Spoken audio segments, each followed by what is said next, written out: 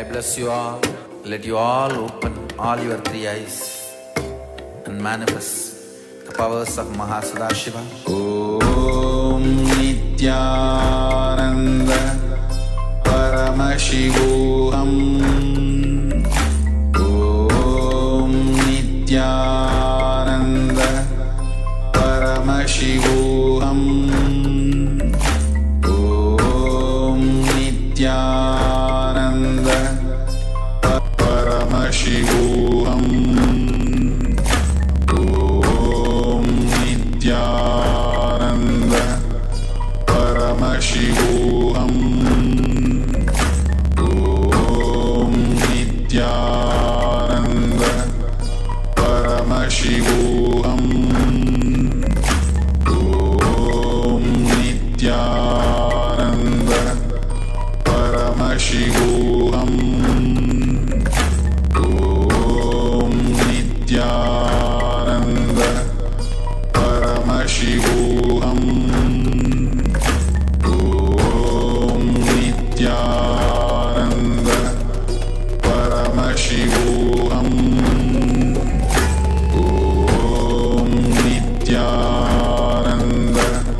Paramashivoham.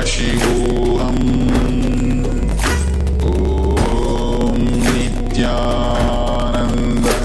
Paramashivoham. Om Nityananda Paramashivoham. Om Nityananda Paramashivoham. Om Nityananda Paramashivoham. Om Nityananda Paramashivoham. Om Nitya. So, hello everybody, welcome. My name is Dr. Peter Bloomfield, and I'm the convener for this presentation. The title of our presentation is Methodologies and Strategies for Sustainable Mental Health. Recording in Holistic progress. Mind-Body Approach. Again, my name is Peter Bloomfield, and I'm an emergency physician. I'm based out of Los Angeles. I work in academia, and I work in the community as an emergency physician, and I'm also here representing KAILASA Nityananda Hindu University. And we're very excited to give this presentation. If anyone has questions, you're free to ask in the chat. Just our time is a little bit tight, so if we're not able to get to your questions, we really strongly invite you to contact us afterwards. We're very excited about what we're talking about and what we're going to be presenting, and we're very happy to interact further. So this is the agenda of our presentation. We're going to have Dr. Muktananda, who's an AI expert, is going to give an intro to mental health. Followed by that, I'm going to be giving a talk on studies that have been done on a mind-body approach to mental health. This is connected to and run through Nityananda Hindu University, and I think it's really groundbreaking, and I'm super excited to talk about it. Then Muktananda is going to give an unclutching meditation, which is, this presentation is going to be part lecture and part experiential as well. So you should come out of here both informed and very blissfully relaxed. That will be our goal. If we achieve that, we've met our goals. Then Dr. Aranke, who's a practicing neurologist, who's connected with Nichandeshwara Paramashiva Hindu Temple in Houston, and Dr. Sandeep Pendle, who's a hospitalist connected with Johns Hopkins, Howard County, and Dr. Nirmala Shivaji, who's a urogynecologist at the Women's Health Excellence Center. She's going to talk about women's mental health issues. Then Dr. Patel, who's a psychiatrist who's representing KAILASA Los Angeles and also practicing in the community, is going to talk about mental health and children's issues. And then finally, I'll give a conclusion and a call to action. And for everyone who is able to stay, we're going to have a kriya, which is a technique for stress reduction. That'll be really nice. So it should be a very enriching and enlightening experience for everyone. And we're very happy to have you here. Briefly, this Science Summit is geared at how we can bring new scientific innovations to help the UN achieve its sustainable development goals. We picked goal number 1, no poverty, number 3, good health and well-being, and number 16, peace, justice, and strong institutions. Really, if you look at the sustainable development goals, enhancing mental health will really help assist in achieving almost all of them. So we feel strongly that the work that we have and what we're bringing forth can help the UN achieve its goals and really bring a lot of positive mental health and well-being and really unquantifiable. So now we're going to move, Dr. Muktananda is going to give a brief intro to our concepts of mental health.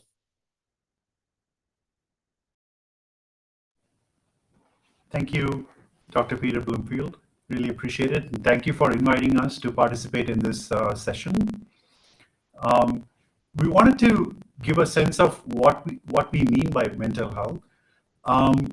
This definition of mental health is taken straight from the UN, but two important parts of it are being preventative and also enhancing mental health. We'll talk about it briefly. Mental health is one of the greatest challenges of our time. Close to 1 billion people are affected worldwide, and this is from 2019. And all of you know that COVID only made this problem much worse. And today's estimates are probably a quarter to a third higher than what we saw. Very much focused on treatment, which is after the fact and super expensive. And it tends to focus on emotional, psychological, and social aspects of mental health. Like emotional means, can we handle stress and emotions? Can we handle anxiety? Psychological is, can we change the thoughts to control thoughts? Maybe think of happier things. It's more like positive thinking. A session on how to address the mind-body system. Instead of just controlling thoughts, address beliefs. I think transforming our beliefs from life negative cognitions to life positive cognitions. This is so critical. I'll talk a little bit more about this in a bit. And finally, instead of thinking of mental health as just maintaining and managing the jobs and relationship, think of it as a spiritual quest, right? Realizing our peak potential. That is really what a key part of this is, having powerful cognitions, which are deep insights about yourself and the world that help you unlock your truth, seeing things while blindfolded, using the pineal gland. This actually has been affirmed by research.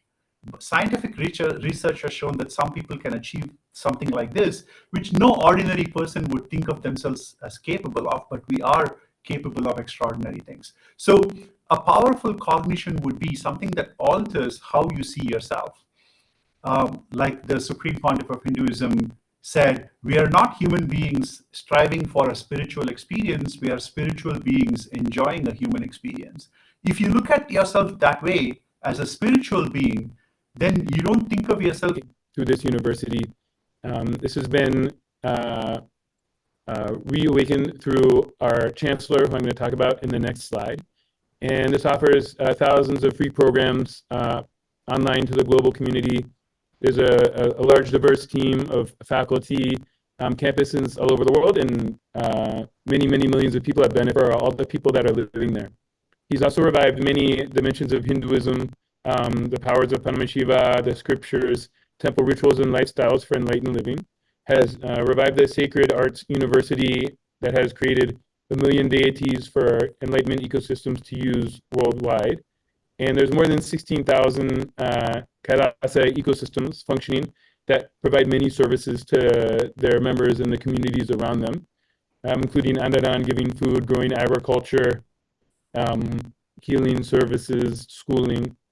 And then he's literally millions and millions of followers, over 1 million letters of commendation and recognition from, in that it goes beyond the mind. So efforts to powerfully address mental health have started to look at a mind-body system. And we'll be talking about it a little bit later, about things like the biome and the physical structures of how the mind and body interact in the brain and body, as well as some of his disciples, and some really remarkable findings that help explain how we've been able to create these profound cellular, physiological, and mental health effects. And then lastly, we're going to talk about some lifestyle strategies that are aligned with, for individuals out there who may be watching for the masses, that can move towards a space of enhanced mental health. So the first topic we're going to talk about is cellular effects of mind-body intervention. So this was a three-weighted, means like 2 to 7-fold in reduction of the proteins of the gene products. And then the anti-inflammatory pathways that reduce stress and reduce inflammation were up-regulated, again, 2 to 7-fold. And then there were two specific pathways that they noted. One is an anti-aging pathway called GATA2 and BM1 that was up-regulated, which shows up in a follow-up and becomes senescent or becomes no longer effective. So maintaining the telomeres long is a job of telomerase. So people who did this program, their levels at the end versus the beginning were pretty universally elevated. About half of them, it was double, and about a quarter of them, almost a third, were triple. So a huge increase in telomerase activity, which we would expect to keep them young at a cellular level. Person's mental health. So this was a study that was done a couple years ago, and it's being put into manuscript right now. There was another mind-body therapeutic program. This was called Parameshivoham, and we'll show you at the end. It is available online. But again, it's completely organized and run and attended by our Swamiji, and done through teleconferencing, just much like how this meeting is going right now. So we looked at 4 different scales associated with mental health, mind-body approach to life. But afterwards, it dropped all the way to 6.1. Average is 18 to 6.1, a huge difference. And for the depression score, anything above 10 means depression. 5.7 is the average. For this, the post scores were 2, 2.7, so much, much lower than average and very far from depression. So this is going to show up as a really great state of well-being. And then the bar graphs, both paired and unpaired, highly statistically significant in all of these. So statistically and clinically very significant improvement in people's feeling of mental health in connection with this program. And the next we looked at the W from participating in this program, and both statistically significant and clinically significant. The SF36, this is a very complex scale. It gives 9 total scores around physical and mental health. Again, the higher is better. We did just a paired analysis for this, and all of them were improved. 5 out of the 9 met statistical significance, and they were also clinically significant. I just included a couple graphs here. The total score, you can see it's a jump. The paired analysis just missed statistical significance. The p-value is 0.51. The trend, I think, speaks for itself, but the unpaired analysis was statistically significant. So again, we see an increase in mindfulness. So then the question becomes, what are these programs? What is special about these programs that's bringing these really remarkable changes at the cellular level? Frontal lobes meet right at the area where the chakra of the third eye, as per Hindu structure, Hindu spiritual anatomy, right where that is, that area would light up in the brain when you would activate his third eye, which I think is really fascinating. And then on EEG, which measures brain activity, they found complete control over brainwave activity. He could just control his brainwaves at will. There was another doctor, a neuroscientist named Acosta Urquida from Sound Health Designs in Wichita, and this was in 2005 and 2006. And they measured studied a variable called heart rate variability, which shows variability within the heart rate that reflects electrically. There's very little activity, which we will posit will correlate with a low thoughts per second, very little mental activity. So he could completely kind of shut off the mind, and it would show up at the EEG level. That shocked the researcher. And then when he would go into meditation, there would be a huge surge in gamma waves, which we'll talk about shortly, the significance of gamma waves. But the key part is when he was healing, that's a goal of Vedic traditions, yogic traditions, Hinduism, and they transmit it to someone they're healing or a disciple or any other person, be like an initiation. It's putting them in the same brainwave state that's going to have profound effects on their well-being. So again, it's a really remarkable thing.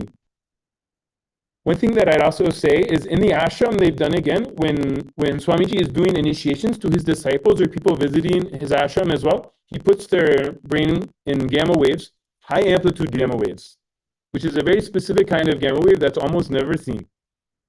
So real quick primer on brainwaves. Brainwaves is them see them on a normal EEG. They were normally detected with something called a QEEG, where you take a computer and look at the raw data and see tiny little, very, very low amplitude, up and down, high frequency waves that you can't really see with your naked eye, but the computer can calculate them. And they've been shown traditionally in everyone's brain a little bit.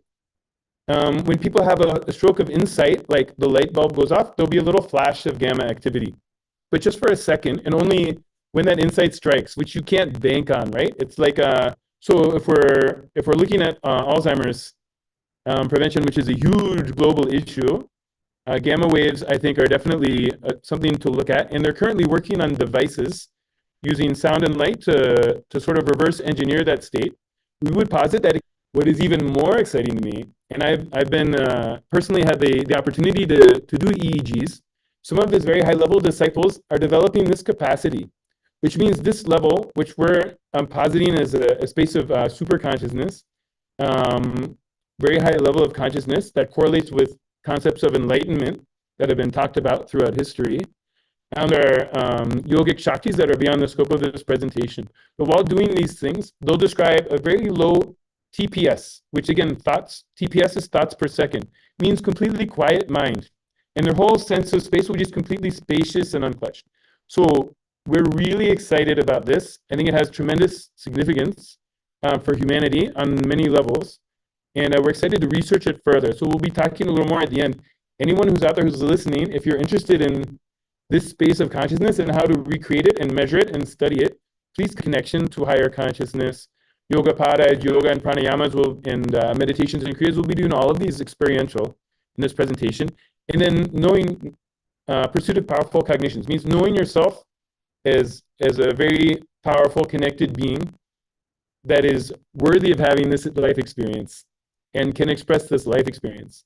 And one thing that I think is connected all throughout the world, Hindu diaspora, people who have come from Hindu civilizations or backgrounds and spread all over the world, they have are all filled with anxiety.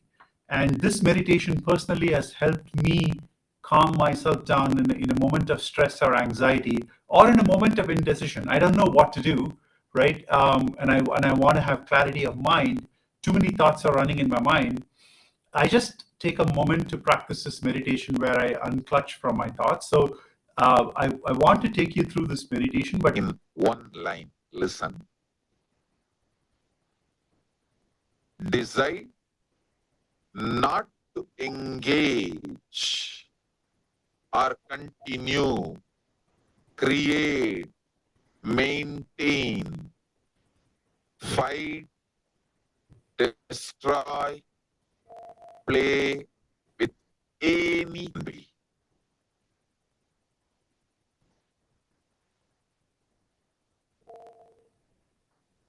Compare.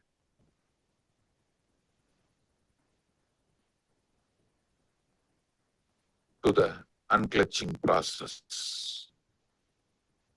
In the initial level, you may be a little deluded here, there.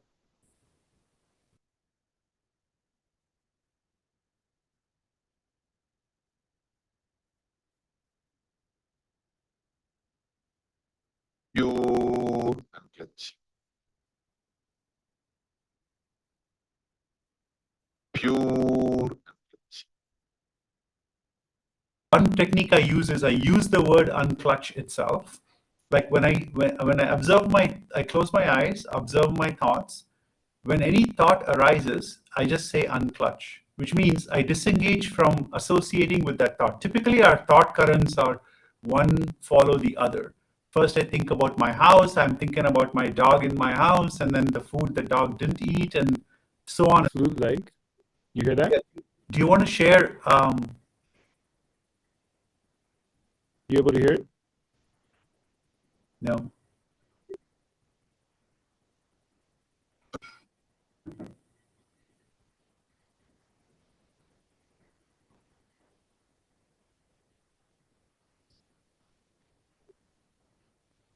So are you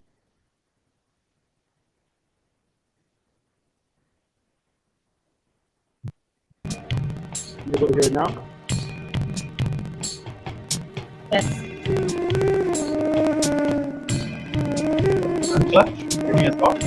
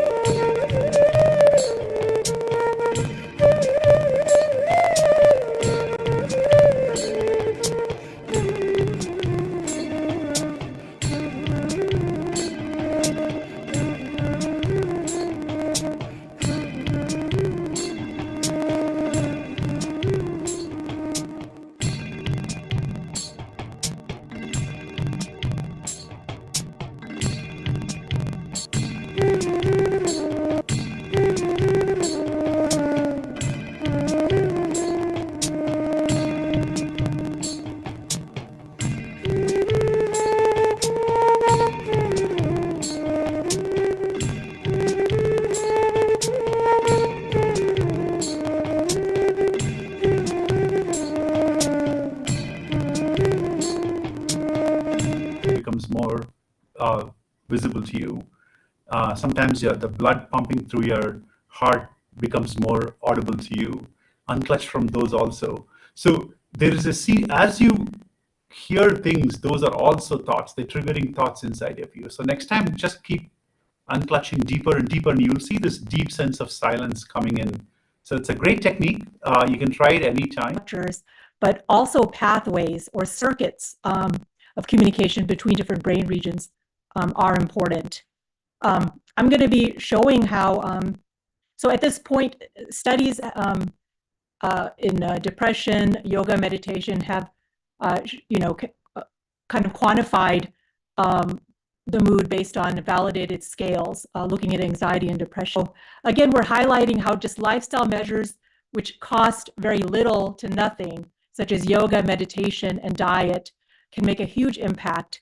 And it could reduce the costs associated with current treatment model based on medications, therapy, which is expensive, medications have side effects. And so we can go on to the next slide. So many studies have been done on depression, looking actually at is the gray matter or the brain cells, are they affected in depression? But also very importantly, the white matter system is affected. The white matter is very important in, this is how different areas of brain communicate. And you can see here, when there's specialized studies done on white matter tracts, these are negatively impacted in depression. And the colored portions of the brain imaging studies show, for example, some white matter pathways or tracts which are negatively affected in depression. Then move on to the next slide. So what has been really, in a way, groundbreaking is that emotional awareness, processing of language and speech, as well as empathy. So being able to empathize to others, interact with others. All of these areas are very important for that. And these are enhanced with increased amount of brain cells in yoga practitioners.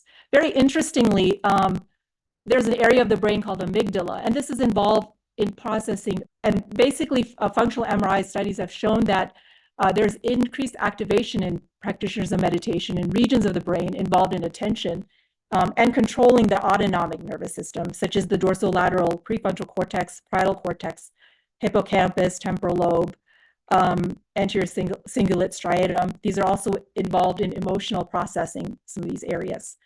Very interesting, thicker in various brain regions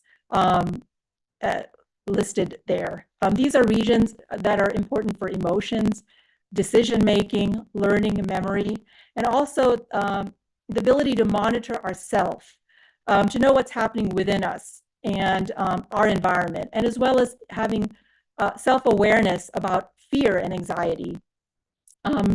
Meditators at baseline have a higher level of serotonin, and it in fact further increases after a meditation session, which is very interesting. They also tend to have a lower level of norepinephrine. This is a brain chemical associated with anxiety. And they've been shown to have increased amounts of dopamine as well through a 12-week program of yoga. And they measured their amount of anxiety and depression before and after, and looked at a brain chemical called GABA, which is very important for regulating our mood and reducing anxiety. And they showed there was a significant improvement in the amount of anxiety and depression that they were experiencing before. Affects what happens in the brain. So the next question comes is, how can we impact the gut in a best possible way? So, the whole food plant-based diet, which is called sattvic diet, which basically comprises of fruits, vegetables, whole grains, legumes, beans, and least amount of unprocessed food and meat. So bowel movements. So basically what it does is, since it is high in fiber, so people get relief from constipation. And so there is less of inflammation in the gut lining. So it reduces, all the inflammatory bowel diseases and as well as the autoimmune diseases. So in nutshell, basically, the healthy microbiome. And then a discussion, so you can go very quickly. Oh.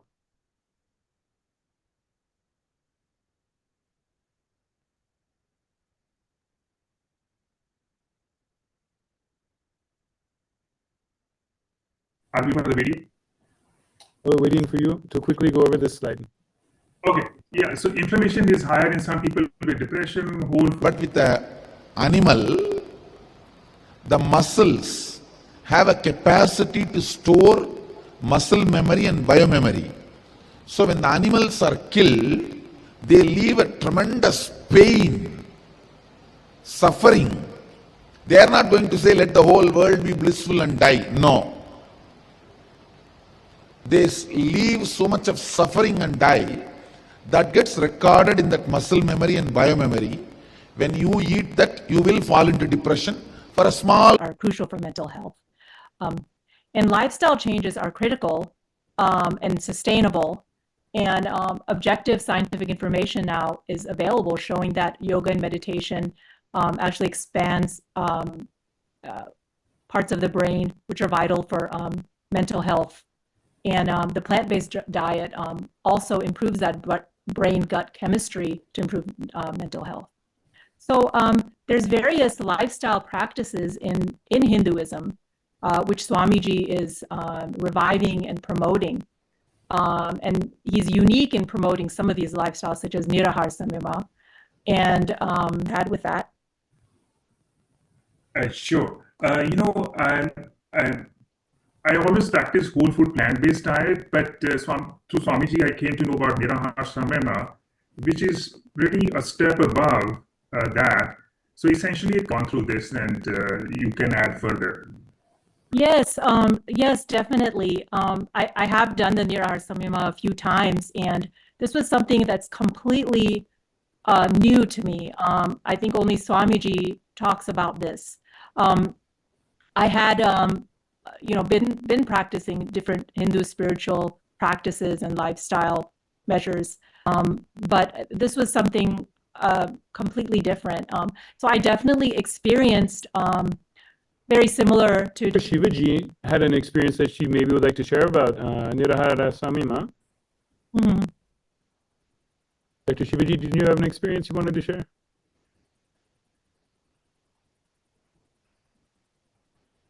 I think you're muted, Ma. Dr. Shivaji, you're muted. Sorry. So sorry about it. So it's other than the other benefits of what you have said, mental clarity, and you're more happier and more lighter and all that. What happened was I used to get, it was so good, and I used to tell everybody, about the Nirahara Samyama. This is my personal experience about that. And then are we going to talk about Aushadha? Integrated Dr. Shivaji, thank you so much for sharing that. I know there's so much more to talk about. We're going to talk about Aushadhas, but we can try a couple of pranayama techniques that can work for you. And these are simple techniques that can cool us down, make us reduce the anxiety, de-stress us. And so I'm going to teach you a couple of pranayama techniques which will be actually useful later when we go further in this program. So simple technique is called Shitali Pranayama, and references are given here. These are all exhale through your nose. You will see that this instantly, you will feel that the feeling of coolness in your chest. It really cools you down to the point you'll actually feel your body temperature go down by a couple of degrees.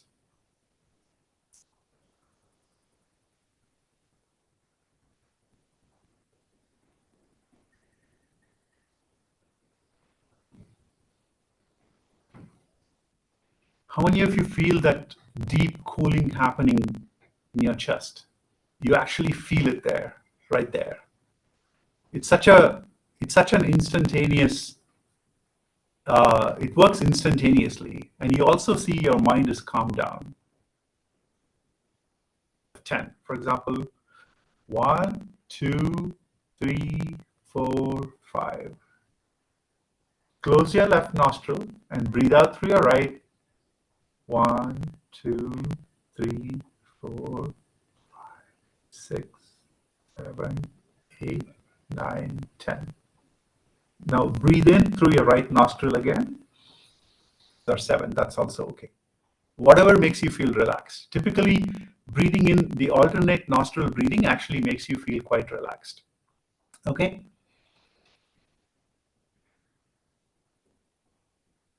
Let's move on to the last technique. The last technique is called Brahmari pranayama. It's an amazing technique to clear your mind of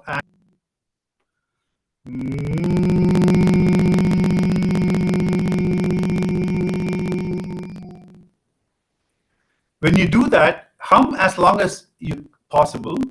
When you take another breath and hum again, very soon you will see that the hum is one continuous hum. You hardly notice the difference between one hum and the next. And you will start feeling in the center of your forehead, you will start feeling a constant buzz. And that buzz will start clearing out all the thoughts in your mind. Right? It's a very beautiful technique that just flushes negative thoughts and anxiety from your head and just fills it with the hum that is pure coming for a while.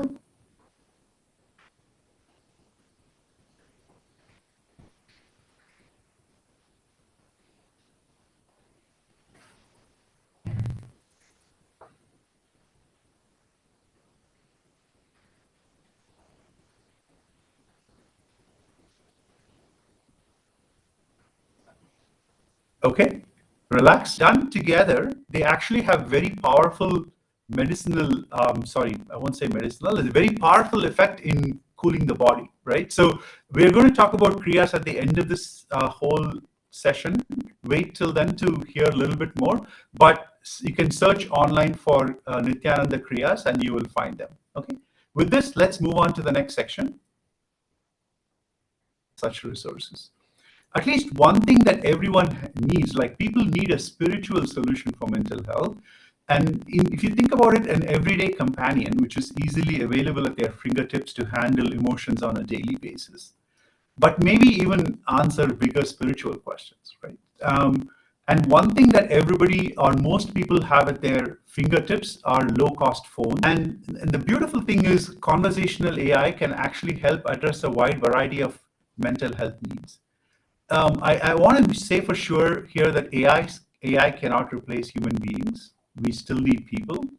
And we need AI to address a few challenges, like address privacy, make trust and safety front and center. These are challenges that we are working through today. But if we overcome these challenges, using AI at scale for helping people with mental health is or the science of happiness, as taught by Hinduism. So this Nityananda.ai has the entire access to his teachings and the science of happiness and the science of enlightenment as taught by Hinduism. And it can answer questions from that perspective. So with that, let me show you a screenshot. I didn't have time to go through extensive spending time at work and not being able to come home. It talks about how being a bad mother or bad wife only arises from separation between these two responsibilities and understanding that these two are both parts of you. And if you understand it from that wholeness perspective, you can actually handle the situation in a much better way. So it's a very powerful, so play again, press play again, please. And the final example is about about facing stress and suggesting yoga and meditation techniques. If you can fast forward this, maybe 10 more seconds. Yeah, so the next example is about, oops, we went too far.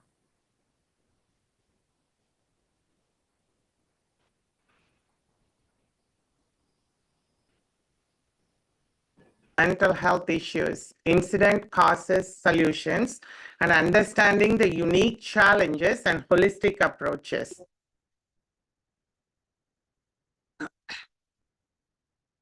The National Institute of Mental Health here shows during menstruation, pregnancy, postpartum, and menopause can significantly affect mood and mental health.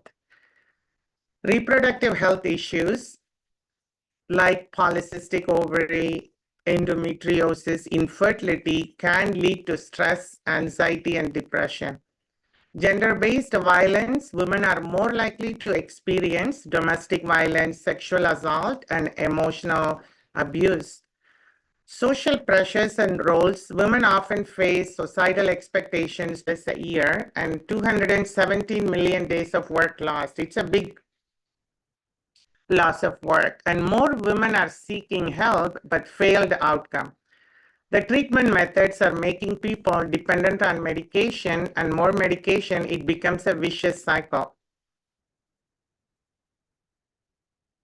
So when we look at the modern day approaches for treatment, it can be varying from psychotherapy to hospitalization. Depending on the severity of the mental illness, psychotherapy is mainly for the mild problems. It's called a talk therapy or counseling.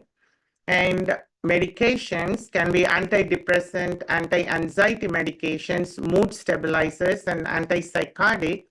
There are 70 different medications where transcranial magnetic stimulation can be used for depression. Sometimes hospitalization when women become danger to themselves and others, and also it's an expensive way of treating mental illness. So many of these current treatments primarily focus on symptom management rather than addressing the underlying humanity. On the other hand, where they are not honored, all rights are futile. The second one by His Divine Holiness, Supreme Pontiff of Hinduism, Bhagavan Nityananda Paramashivam, his presidential address on November 7th, 2021. Let's look at details about each level, how this empowering happening in the Kailasa. These policies are mapped to the Manuvati Dharma Shastra, and Swamiji revived matrilineal society to empower women here. So the political empowerment, Paramashiva declares in Atharva Veda, women should take part in the legislative chambers, put their views on forefront. So women hold 80% of leadership positions in Kailasa. US dollars have been invested in women's health at Kailasa. This is very impressive. And again, a spiritual wellness, a core indigenous cultural aspect of Hinduism is being revived as part of Kailasa by Swamiji is the mother worship. The matrilineal society that used to exist in ancient Hindu nations. It's very important to know in Kailasa, women are worshipped and revered and have a secure sexual harassment-free ecosystem due to its zero tolerance policy against sexual harassment and exploitation. And it creates the most safest environment for women on planet Earth. At social prominence, Swamiji has worked tirelessly for gender equality, not freedom to find employment. Kailasa's Ankita program is an educational program. So it's mostly educate female child and women to empower them. And Nityananda's Women Foundation, it helps. The next slide. Only feminine. Yeah, I think it's a video to be played. Let's hear from Swamiji, his powerful message and a description of a woman by him. Energy can be given the world. Only feminine energy can be. Unfortunately, see, if it was handed over to women, it would have been completely family-based civilization. So naturally, everybody would have had their basic needs. All the basic needs would have been supplied to the whole world. Multi-dimensional level, and Kailasa is a model infrastructure, not only empowering women at all levels and bringing the best within them, like leadership, stability, powerfulness, and divinity. And from my personal experience, and none of my patients need narco, and it's his initiation, empowerment of women. We do like get powerful life, whatever you are, like wherever you are, to lead a very powerful, healthy life. So for all women, mothers, homemakers, anyone, everyone, get empowered with KAILASA emotions and past traumas, building resilience and improving healthy relationship, and leads to an empowered life. And there is a short video. Listen from his powerful words and transforming message to all. Thank you.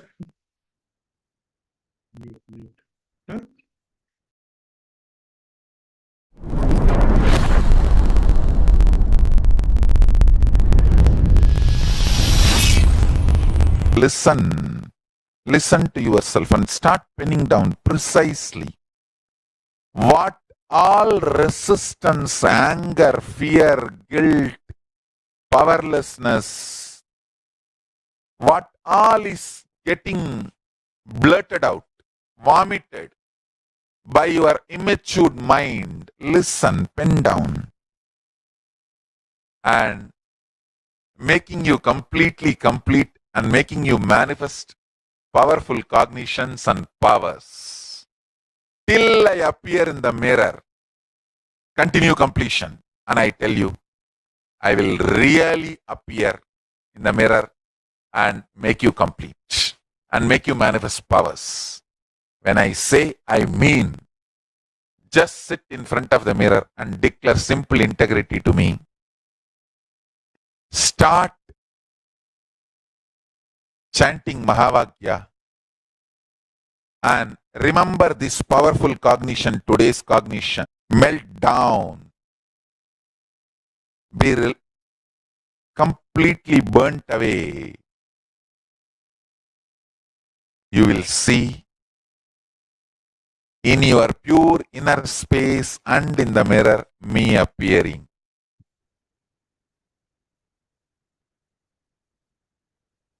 Now we invite Dr. Patel to talk about children and mental health issues.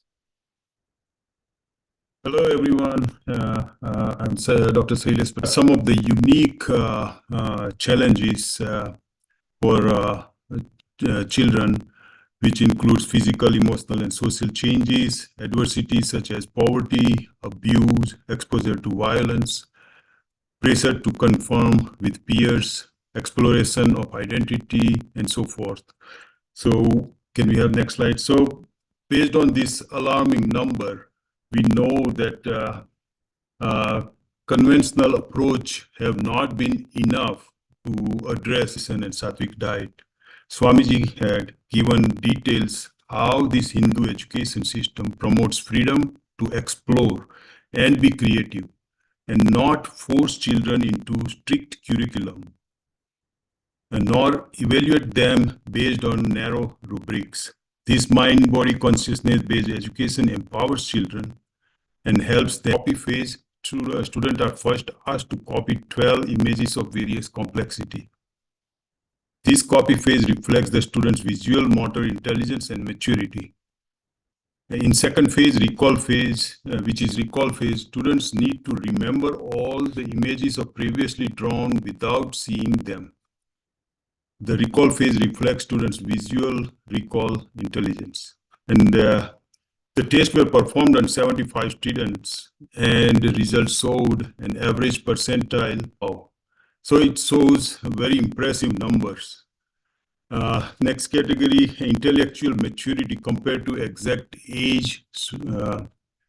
And average intellectual age was 2.7 years ahead of chronological age.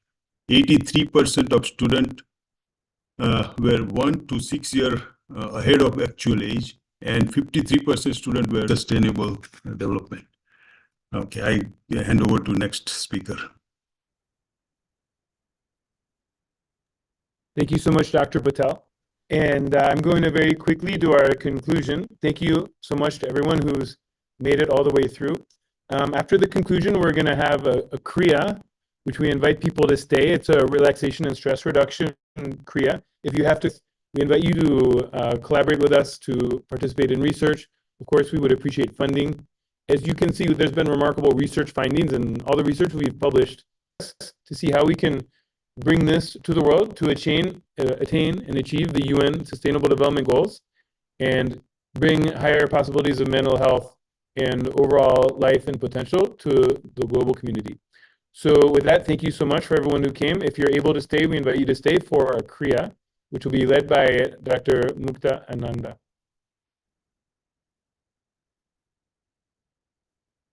Shall I play the video, Mukta, or do you want to speak first? Yes. Play the, I think, like I said before, kriya is... In this energy circulation, energy flow, if there is a disturbance in some part, for example, liver, kidney, or heart, intestine, at some part, if there is a disturbance... For Kundalini energy, in the Vedic tradition, the Kundalini energy is the innate, immense potential energy in every individual that helps complete the energy circuit. How does Kundalini energy reach different parts of the body? Pedants to energy flow forward, and it results in disease in that particular organ. The Kundalini energy in our body is like the water in the water tank. Kriyas are powerful tools which help to that circuit. See, putting your body in certain asana makes the circuit blockage free. The circuit becomes perfect. But only through the completely, if you take, it may take 10 years for you to cure the disease. But mixed properly in certain combination, it removes the disease in 2 days. In one dosage.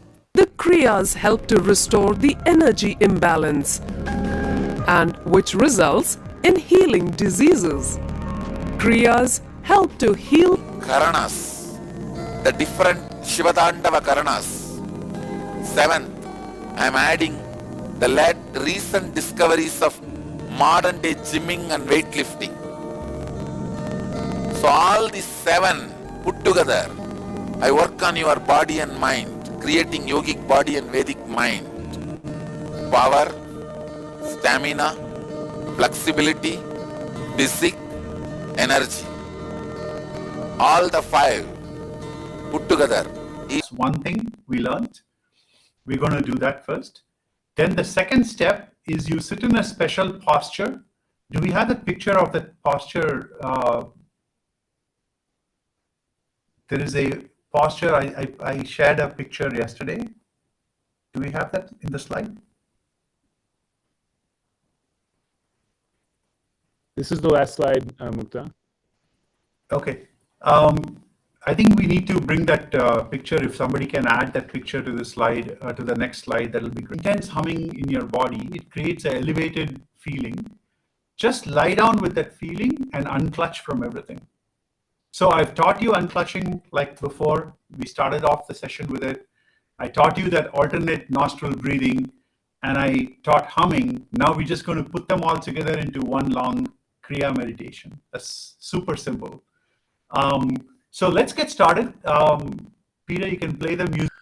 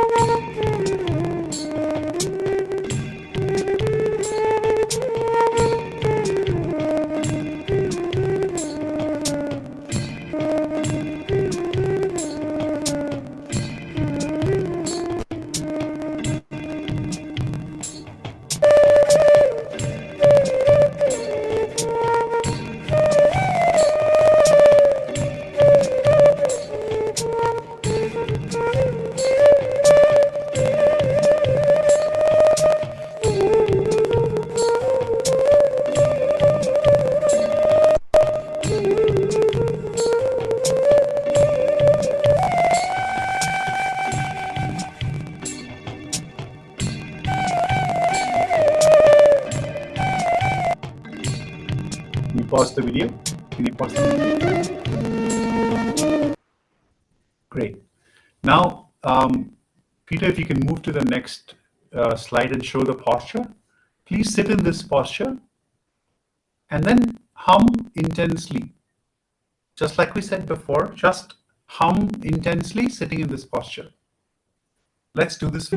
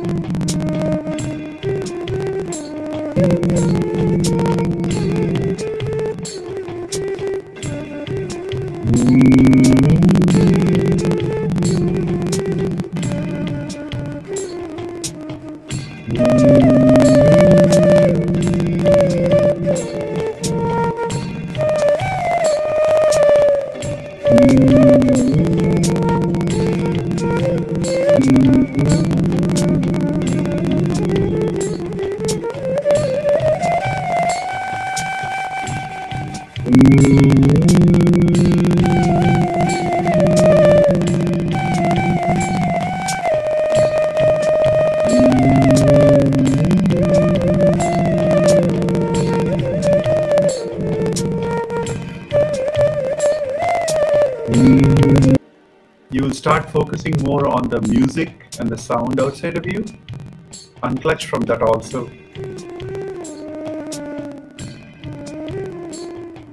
When you unclutch from that, you will start hearing your own body sound, breathing, heartbeat.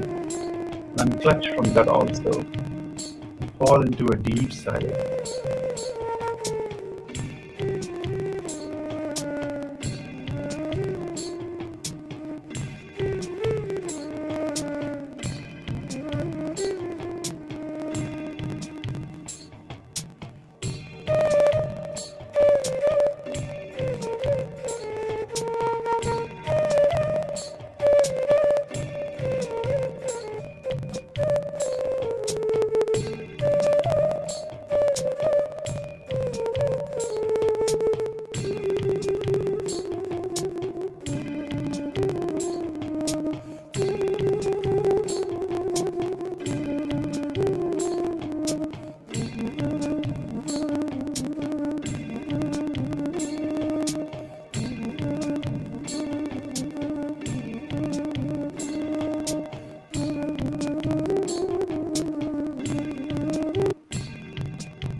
Peter, you can pause the music.